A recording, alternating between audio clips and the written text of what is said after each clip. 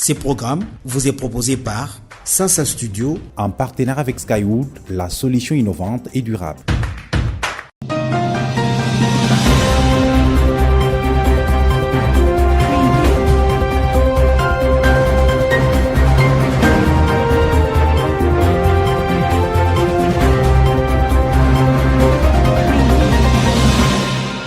Mesdames et messieurs, bienvenue à ce nouveau numéro de Sasa Magazine, votre rendez-vous hebdomadaire d'information, mais avant tout les sommaires. 70e anniversaire de l'accession de la RDC à sa souveraineté nationale et internationale, l'occasion a été saisie pour inviter les Congolais à cultiver l'amour de la patrie et des autres citoyens.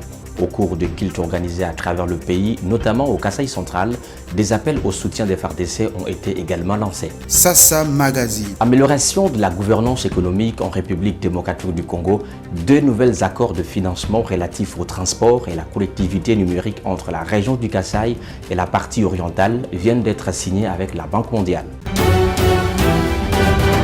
Plus d'amour pour la nation et les Congolais, c'est l'essentiel du message lancé aux Congolais au cours de la célébration eucharistique faite à Kananga en marge de la commémoration du 70e anniversaire de l'indépendance de la République démocratique du Congo. Jean Moussas et Marine Kankou pour le reportage. Cette célébration eucharistique a été honorée de la présence des autorités politico-administratives et des représentants des forces vives du Kasaï central. À travers sa prédication, le vicaire général de l'archidiocèse de Kananga invite les Congolais à intérioriser l'amour à l'endroit de la nation, une façon selon Abbé Loko de répondre à une recommandation divine. Le deuxième son est celui d'aimer notre pays, notre terre commune, pour emprunter l'expression au pape François. Or, à examiner de près, car le Congolais n'aime pas le Congolais. Pourquoi? Parce que c'est avec la complicité du Congolais, ou mieux la trahison de celui-ci, que notre premier ministre, je cite, M.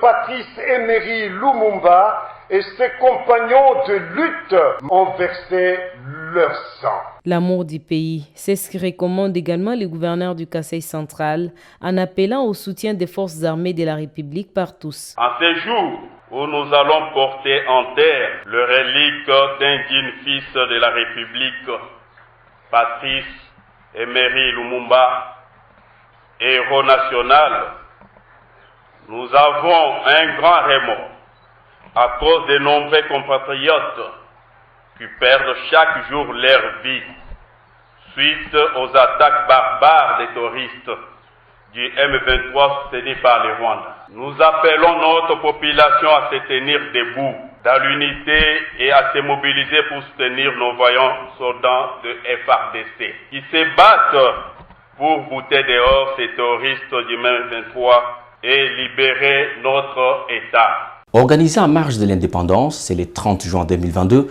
que le Centre culturel de la jeunesse a clôturé la première édition du Festival culturel du Kasaï, une initiative que les initiateurs décident de pérenniser. Détails dans ces reportages. L'étape finale de ce festival, organisé en présence de diverses personnalités, s'est déroulée entre 6 candidats. Une phase marquée entre autres par des questions de culture générale, la dictée et la lecture française, les concours de mathématiques et d'épellation des mots. L'élève Ngalamoul Menguindou Patient du complexe scolaire Marie Curos, gagnant de ces concours, invite les autres jeunes à se fier à la recherche scientifique. Juste aux jeunes de se fier beaucoup plus à la recherche scientifique, car aujourd'hui elle est la mère de toutes choses. Qui veut vraiment être aussi couronné prochainement comme moi, je l'invite juste à commencer à se préparer dès maintenant, car la préparation immédiate est souvent mauvaise. La réussite de ce festival fait la satisfaction totale des organisateurs qui affirment contribuer à la relance de la culture par ce genre d'activité. Maître Alexandre Chama, coordonnatrice du Centre culturel de la jeunesse. Nous avons lancé le message de relance. C'était la famille de la noblesse du Kasaï central qui était réunie. C'est pour cela que nous voyons qu'avec le message et le soutien des autorités, ça pourra s'accomplir. Surtout que le Kasaï central puisse aussi être la première province sur le plan culturel. Présente à la cérémonie, Nathalie Kambala, lauréate du prix d'innovation SR 2022, directrice pays de l'ONG Femmes et de la Main pour le développement intégral, salue cette initiative qui redonne vie à la culture en province. Moi, je pense que le Kassai central a beaucoup de valeurs et beaucoup de talents. Et aujourd'hui, on suscite encore en nous la protection de notre culture et la joie aussi auprès des parents qui voient la prouesse de leurs enfants. Skywood, la solution innovante et durable. Kassai central toujours pour parler de ces nouveaux membres qui font leur entrée au bureau de l'Assemblée provinciale pour combler les vides laissés à la suite de la déchéance de l'ancien président et la démission du rapporteur. Comme vous le savez, les fonctions que j'occupe aujourd'hui en ce beau cadre, lesquelles vous avez accepté de me confier, ne justifient pas que je suis plus que vous, encore moins meilleur que vous, mais au contraire justifie la considération que vous avez à ma personne en vue de corriger certaines erreurs du passé. En outre, ces fonctions ne constituent pas pour moi une gloire et ne suscitent aucunement en moi un sentiment d'orgueil. Par contre, elles me rendent, à dater de ce jour, votre serviteur, votre esclave. Certes, les travaux pendant cette session n'ont pas à 100% évolué comme il le fallait, suite à plusieurs événements marquants ayant rempli l'agenda de notre session, tels que l'élection du gouverneur de province et de son vice, la destitution d'un membre du bureau de l'Assemblée provinciale et de ses fonctions du président par une pétition légalement adoptée, la démission régulière d'un autre membre du bureau de ses fonctions de rapporteur, les mises en accusation du président déchu, de l'organe délibérant et de l'ex-gouverneur intérimaire de la province du Kassai central devant la Cour de cassation, l'approbation du programme d'action du gouvernement provincial ainsi que l'investiture des ministres provinciaux. Nous adressons notre demande aux commissions d'enquête parlementaires mises sur pied par la plénière et qui n'ont pas encore déposé leur rapport au bureau de l'Assemblée de s'exécuter pour permettre à ce dernier de les aligner de manière prioritaire à la session prochaine. Skywood, la solution innovante et durable. La République démocratique du Congo, représentée par son ministre des Finances, Nicolas Kazadi, et la Banque mondiale, représentée par son directeur des opérations, Jean-Christophe Carré, ont signé au cours de la semaine qui s'achève des projets d'accord pour un financement de 750 millions de dollars. Suivez ces reportages de Sasa Studio. Il s'agit des deux projets d'accord des financements d'un montant global de 750 millions de dollars approuvés par les conseils d'administration de la Banque mondiale. 250 millions de ces montants seront affectés aux réformes fondamentales de la gouvernance économique et 500 millions de dollars au renforcement de transport et la connectivité en RDC. Selon les directeurs des opérations de la Banque mondiale en RDC, Jean-Christophe Carré, la signature de ces deux opérations donne un sens à l'engagement et dialogue entre la Banque mondiale et la RDC. Pour le ministre congolais des Finances Nicolas Kazadi, ces conventions signées sont une preuve de la volonté de l'amélioration économique du pays. S'agissant de l'appui budgétaire, je crois qu'il faut que ce soit dit très clairement. C'est l'aboutissement d'un progrès net en ce qui concerne la volonté de réformer l'économie et d'améliorer la gestion des finances publiques. Sans ces premiers résultats, je dis premier parce qu'il faut être modeste, nous ne sommes qu'au début de ces efforts, eh bien, jamais la Banque mondiale n'allait revenir sur les appuis budgétaires en République démocratique du Congo. Nous pouvons nous féliciter tous ensemble ici représentés et au-delà de nous, nos autorités, le chef du gouvernement, le chef de l'État, pour cette gouvernance qui nous amène à ce renouveau.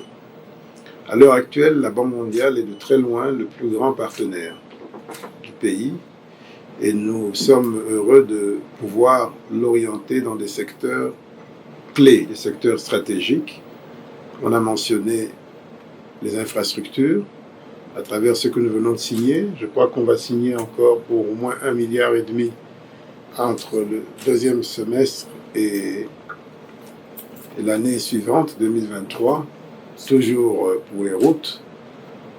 Ce sont les véritables défis de la République démocratique du Congo, ceux de réduire la fracture en matière d'infrastructure de base. Et ce n'est qu'un début, parce que nous avons encore beaucoup de choses à faire, beaucoup de décisions à prendre à très court terme. Cela ne fait que nous motiver et je serai l'interprète de ce message à travers la signature d'aujourd'hui auprès du gouvernement pour que toutes les autres décisions qui doivent suivre dans le sens de la réforme de notre gouvernance des entreprises publiques soient prises rapidement et qu'elles soient effectives. Rappelons que les projets d'appui au transport et à la connectivité s'inscrivent dans les cadres du soutien au programme du gouvernement en rétablissant les transports routiers Est et Ouest. Il financera la mise à niveau et les pavages des 440 km des routes résilientes au climat dans les provinces du Kasaï et du Nord Kivu, tout en installant des infrastructures, des fibres optiques, le long de routes financées par le projet. Évaluation des opérations de la paie des agents et fonctionnaires de l'État. La question était au centre des échanges entre le comité de suivi de la paie et 6 institutions financières de la RDC. Retour sur les bien fondés de ces rencontres dans ces reportages. L'objectif à travers cette mission est de recueillir les données utiles en rapport avec les opérations de rémunération. Par cet exercice, le comité de suivi de la paie des agents et fonctionnaires de l'État veut s'imprégner de certaines réalités des terrains liées à la paie des agents et fonctionnaires de l'État en RDC. Parfois, il n'y a pas l'argent dans les distributeurs. On est obligé d'attendre. La banque nous coupe plus de 10 000 francs. Or, ailleurs, c'est 5 000 francs. Parfois 16 000, 25 000, 32 000. On se demande, cette charge-là, quel est l'objectif de ces retenues-là? C'était une excellente surprise pour nous. Ça montre que le gouvernement a à cœur le bien-être des fonctionnaires et qu'ils soient bien entretenus par les banques. Et nous avons à cœur également, en tant qu'institution financière, le bien-être de nos clients. Et nous sommes à pied d'œuvre pour pouvoir améliorer de façon continue le service que nous rendons à nos chers clients fonctionnaires. Parmi les 6 institutions financières visitées, en dehors des UBA, où la délégation a échangé avec le directeur général et visité les guichets, cette mission s'est également rendue au siège des Ecobank et à la TMB Kinshasa. Le fonctionnaire est un client ordinaire. Le fonctionnaire doit être considéré. Le fonctionnaire doit être bien servi comme tous les autres clients. Nous voulions à ce que le distributeur automatique de billets serve réellement de point de paye. Les gens ne doivent pas tout le temps aller vers les guichets, alors qu'ils peuvent facilement aller au coin et se faire payer à travers un distributeur automatique. Pour les provinces, nous avons déjà payé. Les banques ont déjà reçu les fonds et elles ont déjà crédité le compte des agents et fonctionnaires de l'État. C'était un réel plaisir de vous présenter ce magazine. Merci de nous avoir suivis sur différentes chaînes partenaires et à travers le monde sur ces directs. Excellent week-end et n'oubliez pas d'aimer et partager cette vidéo.